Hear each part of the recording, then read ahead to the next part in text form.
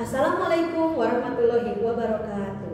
Hai sahabat literasi semuanya, masih bersama saya Resti Apriani, Guru Pembimbing Literasi SDN Negeri Lengkong, Kecamatan Bojong Soang. Pada kesempatan kali ini, saya akan mereview sebuah artikel dari majalah Kibar. Artikel yang saya ambil berjudul Selamat Datang Kurikulum Nasional oleh Dr. Derajat SPD MM selaku pimpinan redaksi majalah Kibar edisi bulan April. Selamat datang kurikulum nasional. Pada artikel ini menjelaskan bagaimana metamorfosis kurikulum yang menjelma menjadi kurikulum Merdeka Belajar. Diawali dengan rencana pelajaran 1947, kurikulum ini meneruskan kurikulum yang sudah digunakan oleh Belanda.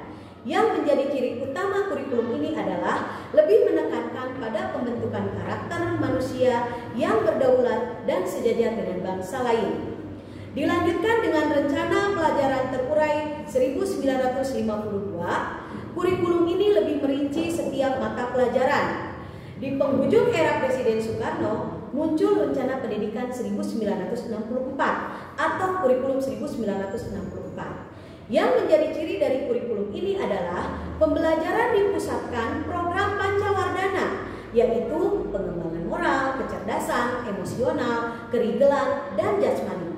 Dilanjutkan dengan kurikulum 1968 yang merupakan perubahan dari kurikulum 1964, yaitu dilakukannya perubahan struktur kurikulum pendidikan dari Pancawardhana menjadi pembinaan jiwa Pancasila, pengetahuan dasar, dan kecakapan khusus. Berikutnya kurikulum 1975. Kurikulum ini menekankan pada tujuan agar pendidikan lebih efisien dan efektif. Kemudian kurikulum 1984, kurikulum ini mengusung proses skill approach. Meski mengutamakan pendekatan proses, faktor tujuan tetap penting. Kurikulum ini juga sering disebut kurikulum 1975 yang disempurnakan. Posisi siswa ditempatkan sebagai subjek belajar. Model ini disebut sebagai cara belajar siswa aktif atau CBSA. Selanjutnya ada kurikulum 1994 dan suplemen kurikulum 1999. Kurikulum ini dibuat sebagai penyempurna kurikulum 1984 dan dilaksanakan sesuai Undang-Undang Nomor 2 Tahun 1989 tentang Sistem Pendidikan Nasional. Setelah itu dilanjutkan dengan kurikulum 2004 atau yang lebih dikenal dengan kurikulum berbasis kompetensi atau KBK. Dalam kurikulum ini, setiap pelajaran diurai berdasarkan kompetensi. Apakah yang mesti dicapai siswa? Sayangnya, kerancuan muncul bila dikaitkan dengan alat ukur kompetensi siswa, yakni ujian. Sehingga pada awal tahun 2006, uji coba SBK di KBK dihentikan. Kemudian ada kurikulum 2006. Tinjauan dari segi isi dan proses mencapai target kompetensi pelajaran oleh siswa hingga teknis evaluasi tidaklah banyak, berbeda dengan kurikulum 2004. Berikutnya kurikulum 2013. Tujuan pendidikan harus dicapai, salah satunya melalui penerapan kurikulum berbasis kompetensi.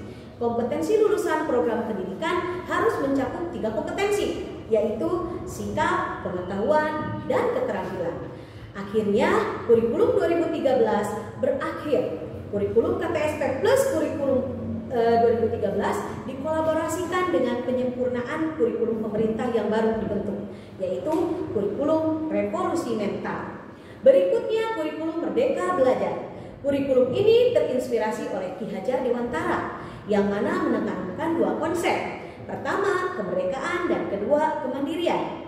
Dalam Merdeka Belajar, anak-anak tidak lagi harus mengikuti kurikulum yang tersedia, namun bisa menggunakan metode belajar yang paling cocok untuk digunakan. Kemerdekaan juga berlaku untuk guru di dalam kelas, agar dapat menentukan sendiri apa cara mengajar yang terbaik untuk anak didiknya. Selain itu, guru juga dapat secara merdeka untuk memilih elemen-elemen dari kurikulum yang terbaik. Nadiem Makarim sebagai Menteri Pendidikan Indonesia menggunakan Merdeka Belajar karena menurutnya tidak ada filsafat yang lebih baik. Menurut kita untuk menjelaskan perubahan apa yang kita inginkan. Bagaimana dengan kurikulum nasional?